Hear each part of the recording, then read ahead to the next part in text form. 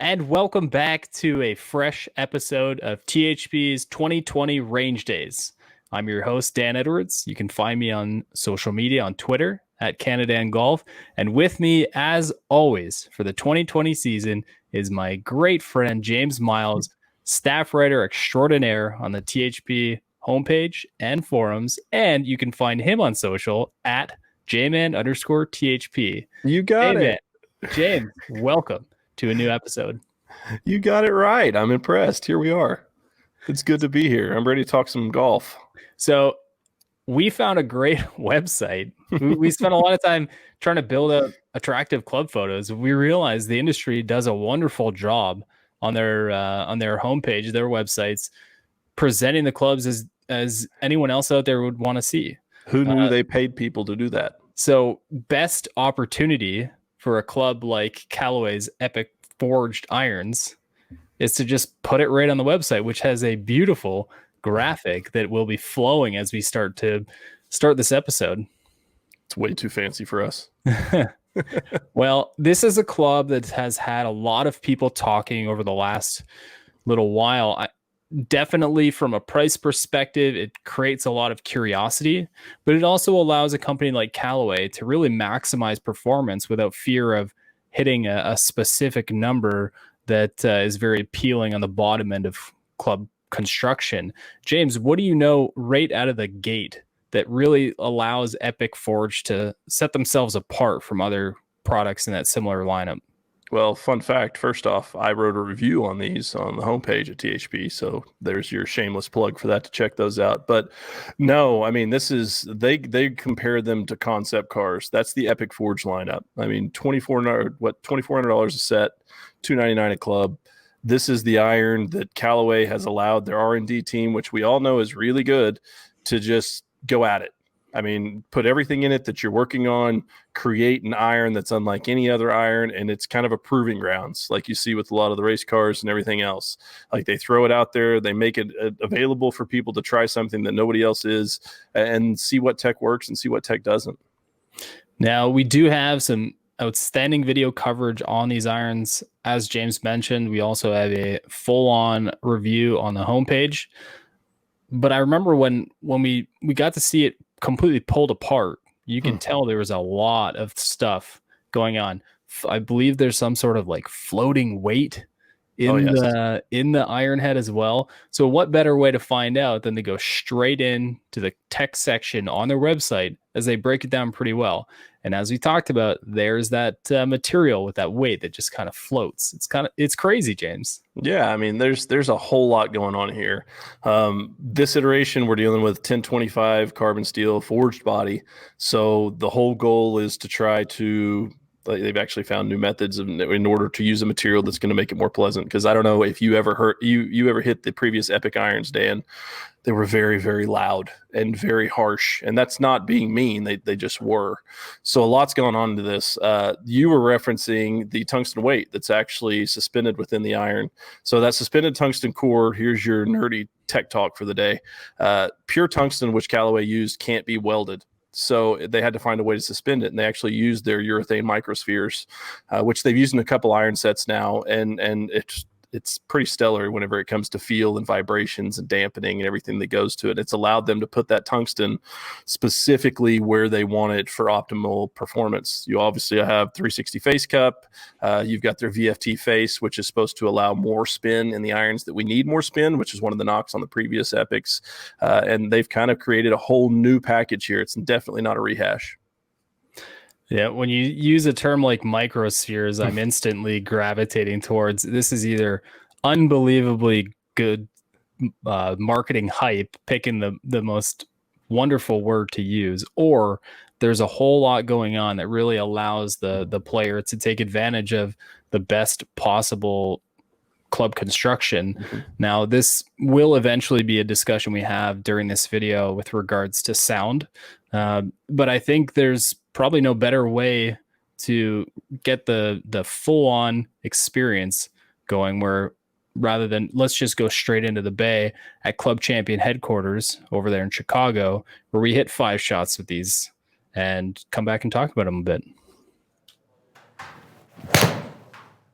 And leading off with a Whoa. pretty brutal swing. That's 3,600 spin. You a little fat? Yeah. Okay.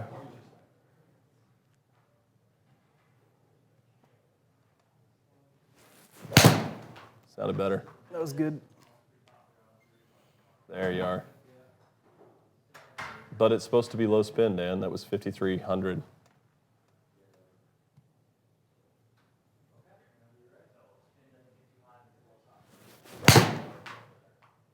Good grief. That's 135 ball speed from a 6-iron.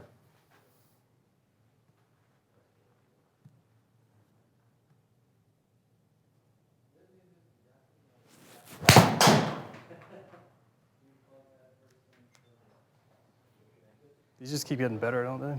There's your good heel one to throw in there. Your efficiency stayed at a 1.4, by the way, just so you know. There's a talking point.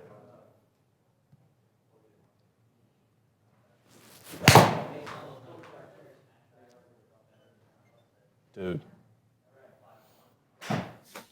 And we're back from Club Champion headquarters. One thing we did not describe already is range days is a little bit different than it was last year. We do have a number of videos up already discussing certain irons. This year we went about it in a little bit of a different way than last year.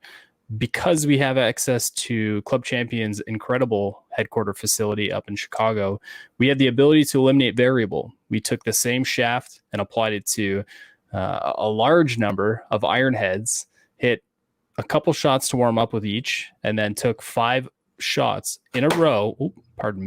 In a row, and that's the data we had. As you can see downrange right now with Epic Forge, when we said play, these are 5 shots we took. And I'll tell you what, James, I'm not upset about the dispersion here. Previous to this, Dan and I were discussing, I think this is it's one of the absolute tightest dispersion patterns that we saw of any of the irons that you hit. And that's saying a whole lot because we hit a ton of irons. It's just impressive. So we'll get into the shot shape a little bit. As you can see, there's a number of them that are flowing right. And I think we do have a solution to that. And something that when you go and get a fitting at a place like Club Champion, is probably one of the first things they do is make a change to lie angle. Either way, let's start addressing some of these shots I took, James. All right.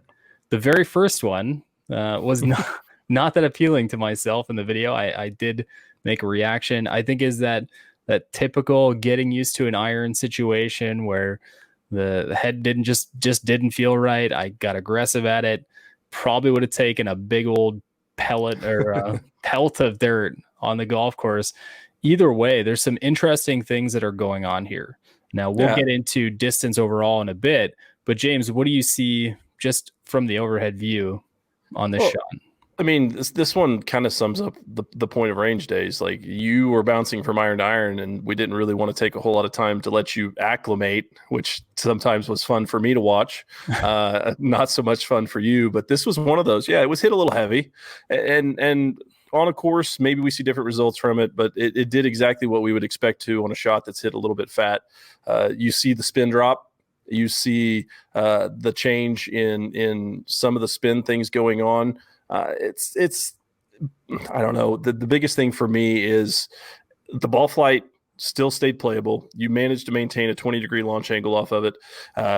You see the fade, which we talked about. We have some lie angle things going on with it all. It's hit off the toe side.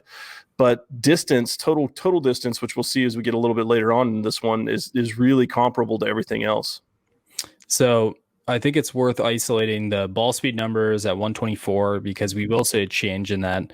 Also, the efficiency at 1.28. This was definitely not a great strike for me. I don't expect it to be very high, regardless of what iron I'm hitting. And the other thing is club head speed. Your timing's a little off. Inevitably, your numbers will be a little bit different. And I thought this was a great starting point to say, what can this club do when you put a less than ideal swing on it? And fortunately for me, there's an upward trend. And as I click into our second shot, you see that ball speeds dramatically improve, 10 mile an hour. Efficiencies improve significantly. The club head speeds up a little bit more. And there are a number of other things that are excellent. From a numbers perspective, James. I mean, I think that's fair to say. I mean, you're talking about a 1.36 efficiency on this next strike. So we went from a little heavy to finding the face where we want to, and kind of letting the iron flex its muscles a little bit. Spin numbers at 53.78. I think for a lot of people, those numbers are going to be a little bit higher than they expected. I don't know if they were higher than necessarily you expected going into it. I mean, we're dealing with a 24-degree 6-iron, so that comes into effect with some of it all. But in general, tiny bit toe side. I mean, we see a really, really playable thing. And 134 ball speed is just, it's absurd. And the key to it, as you've kind of referenced, we're going to see an upward trend as we deal with these. Yeah, 134 is definitely getting into that upper echelon for me, regardless of what kind of iron I'm playing. And based on the videos you've already created and the data we have present, this is definitely a competitive number when you're looking at strikes on the face that are quite good.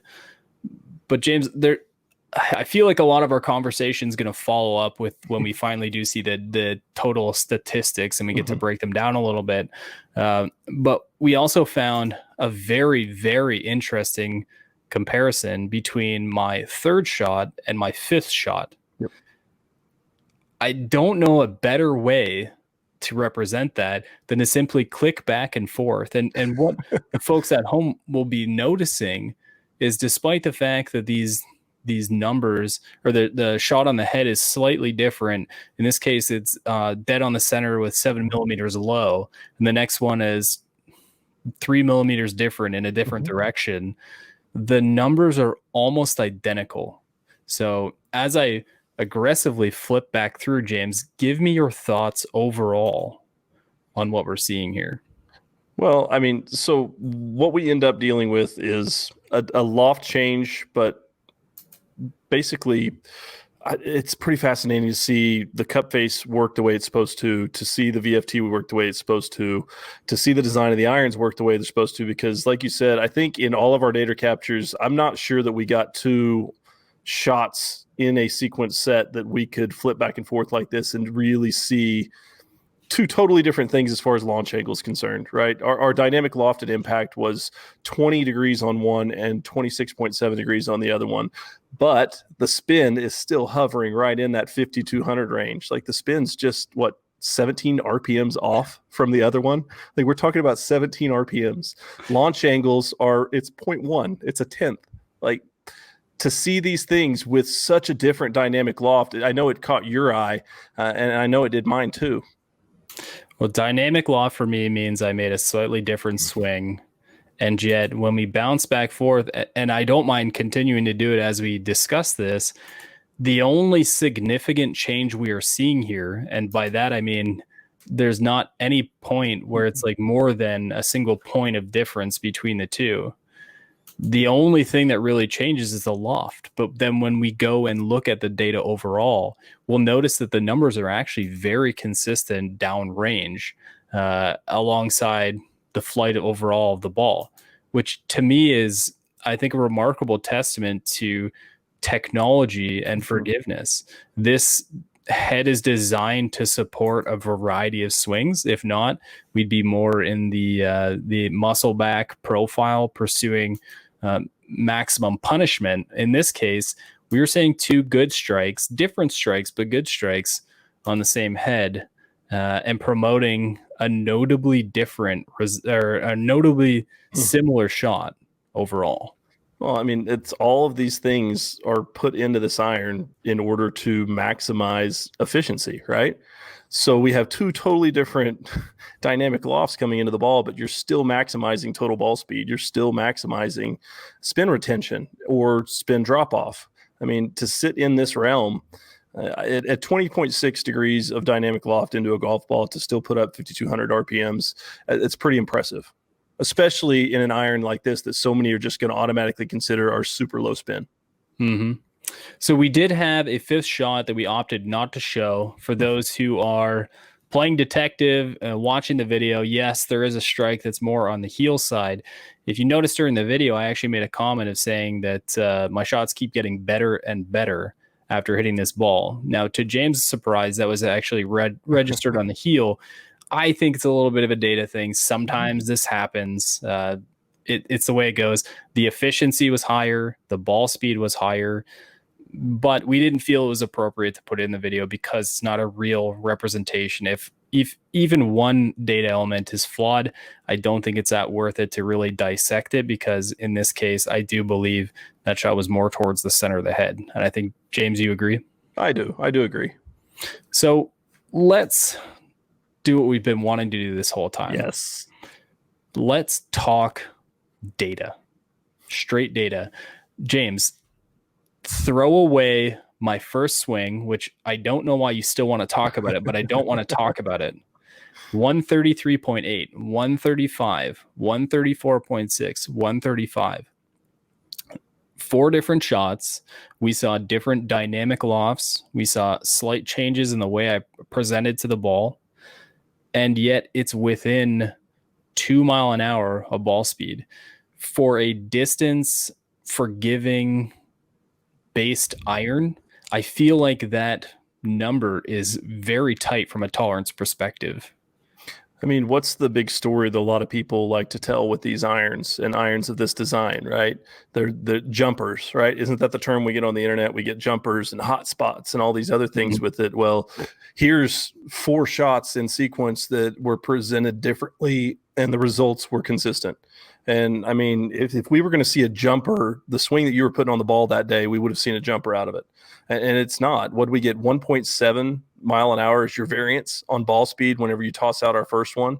And then you get into loft. I mean, we're still talking about less than 2 degrees of variance. I mean, this is impressive. So I can't help but notice it kind of goes down the line, backspin, launch angle.